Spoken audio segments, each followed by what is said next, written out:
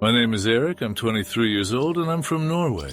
Since childhood, I've been fascinated by nature, mountains, forests, rivers. For me, these weren't just places to visit, but an essential part of my life.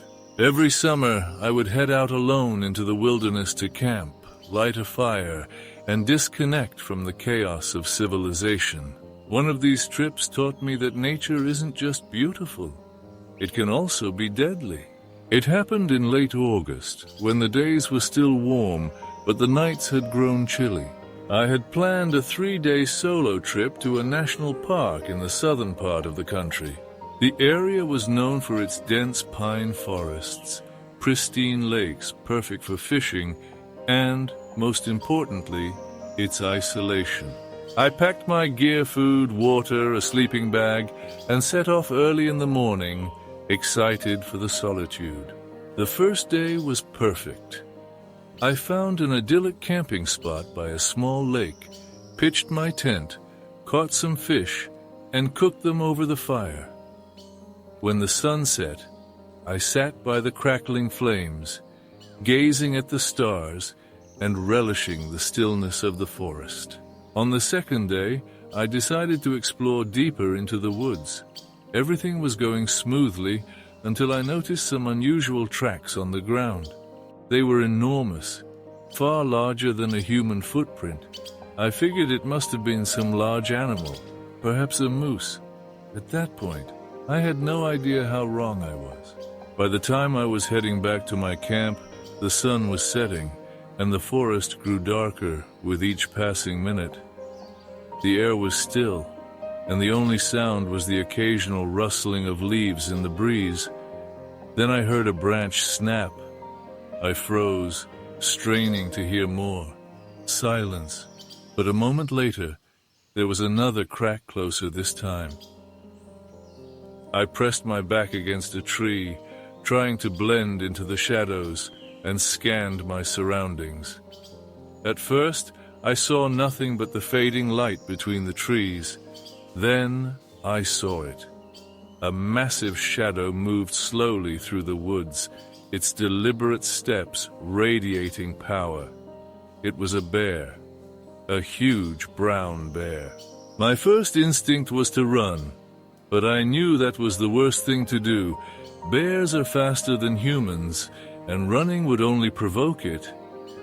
I remembered hearing that you should stay still, avoid sudden movements, and try to appear larger. I raised my arms above my head and began speaking loudly, my voice trembling but steady enough. I needed the bear to see me as a non-threat. The bear stopped, its piercing eyes locking onto mine.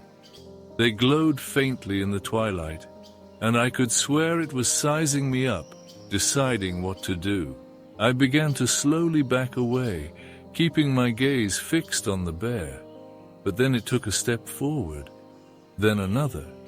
Its movements were calm but deliberate, and that calmness was more terrifying than any sudden aggression could have been. My heart pounded so loudly that I thought the bear could hear it. As it approached, I realized it was sniffing the air. The bear had caught the scent of food, probably the remains of the fish I had cooked the night before. I knew I had to distract it, so I decided to throw my backpack. It contained some leftover food and an empty fish container that still reeked of its contents. Slowly, I slipped the pack off my shoulders and tossed it to the side. The bear paused and looked at the bag. It lumbered over to inspect it, sniffing and pawing at the contents. This was my chance. I turned and began to walk away as quietly as I could. But as soon as I felt I was far enough, I broke into a run. I didn't care anymore if it was the right thing to do. I just needed to get out of there.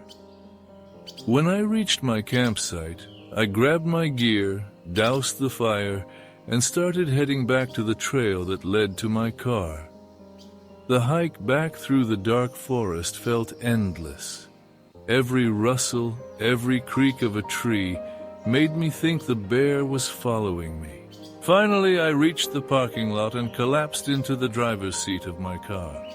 My hands were shaking as I started the engine and drove away, not daring to look back.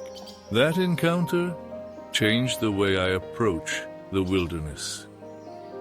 Now, I never go into the forest without bear spray, and I always take extra precautions with food storage. More importantly, I learn to respect nature and its inhabitants. The forest doesn't belong to us. We are merely guests. And like any good guest, we must follow the rules or face the consequences. Thanks for watching. More stories on the channel.